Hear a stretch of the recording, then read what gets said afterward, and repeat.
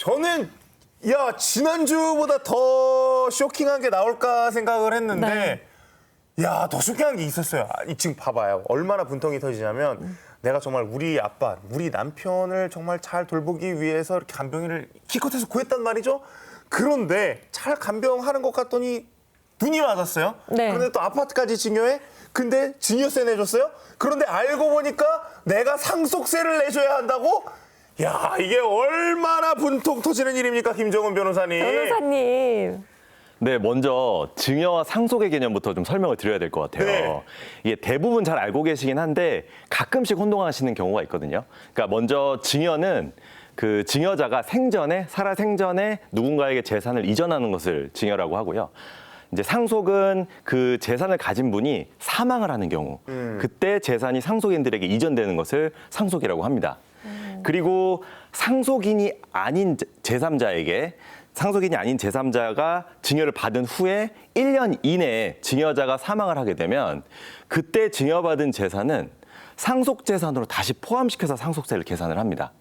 예. 그러니까 증여 따로 상속 따로 이 말씀이신 거죠? 예, 그러니까 정확히 말씀을 드리면 두 번 중복해서 세금을 내는 건 아니고요. 일단은 먼저 증여재산도 상속재산에 포함이 돼서 다시 상속세를 산정을 한 다음에 그리고 나서 기존에 냈던 증여세는 세액을 공제하는 방식으로 정리를 합니다.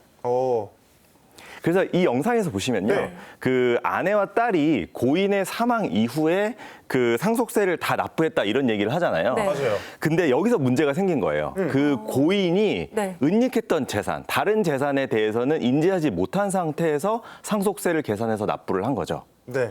근데 이제 아시다시피 상속세라는 것은 누진세율이 적용이 되잖아요. 그래서 상속 재산이 크면 클수록, 많으면 많을수록 더 높은 세율이 적용이 됩니다. 그래서 그 살아생전에 그 내연녀에게 증여했던 이 아파트까지 상속 재산에 나중에 포함이 되니까 더 큰 재산이 돼서 높은 상속세율이 적용이 된 거죠. 그렇다 보니까 추가적으로 상속세를 납부할 상황이 된 겁니다. 그러니까 뭐 저는 이제 그 말씀을 들어서 이제 뭐 누진세라든지 이런 게 뭐 그 개념은 이제 조금 알겠어요. 이제 뭐 워낙 설명을 잘해주시면. 네네네. 그런데 제가 지금 분통이 터지는 부분은 뭐냐면 네. 아니 아파트를 지금 그 딸이랑 그 어머님이 받은 것도 아니고 내연녀가 받았는데 왜 세금을 내연녀가 아니라 그분들이 내셔야 되는 거냐는 거죠. 네. 어쨌든 아파트를 증여받은 건 내연녀니까. 그리고 내연녀 때문에 상속세가 더 부과가 됐으니까. 맞아요. 어떻게 보면 내연녀가 상속세를 부담해야 되는 거 아니냐 이런 생각이 들 수 있죠. 네. 예. 그런데 또 이렇게 생각해 보시면요. 상속세라는 것은 상속인들이 부담을 해야 되는 것이죠. 그렇죠. 그렇죠. 근데 내연녀는 상속인이 아니고 아내와 딸이 상속인이기 때문에 아내와 딸이 부담을 해야 되는 겁니다. 그렇구나. 그리고 쉽게 얘기하면 네. 상속세이기 때문에 네. 아내와 딸, 법정 상속인인 아내와 딸이 부담을 해야 되는 거고요. 네. 그리고 만약에 이게 증여가 아닌 네. 유증이었다라고 한다면 결론이 달라질 수가 있어요. 네. 예를 들어서 네. 지금 증여를 했던 게 문제가 된 건데 유증이라는 것은 뭐냐면 유언을 통해서 재산을 넘기는 것입니다. 그러니까 상속이 발생을 했을 때 다른 법정 상속인들과 함께 그 수증자의 개념, 그 수유자의 지위에서 같이 상속을 받게 되는 네. 것이거든요. 그래서 이때 수유자, 그 유증을 받은 사람은 상속인이랑 같은 지위에서 상속세를 부담을 해야 돼서 자기가 받은 만큼 그 비율에 따라서 상속세를 부담을 하게 됩니다.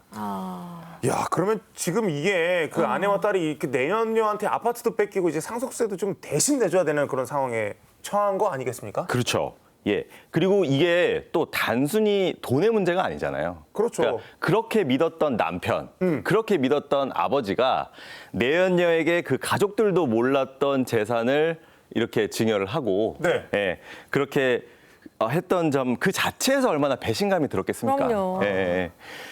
그래서 또 이제 다행인 점을 하나 그래도 제가 좀 말씀을 드려보자면 뭘까요? 예, 이제 유류분 반환 청구 대상에서는 네. 그 대상에는 포함이 될 수 있다 이런 점인데요. 뭐 다 아시다시피 이제 유류분이라는 것은 무언가 그 내가 그 상속을 받아야 되는 분들이 본인의 몫을 다 챙기지 못했을 때 그때 자신의 몫을 침해한 사람한테 그 반환을 구하는 것인데요.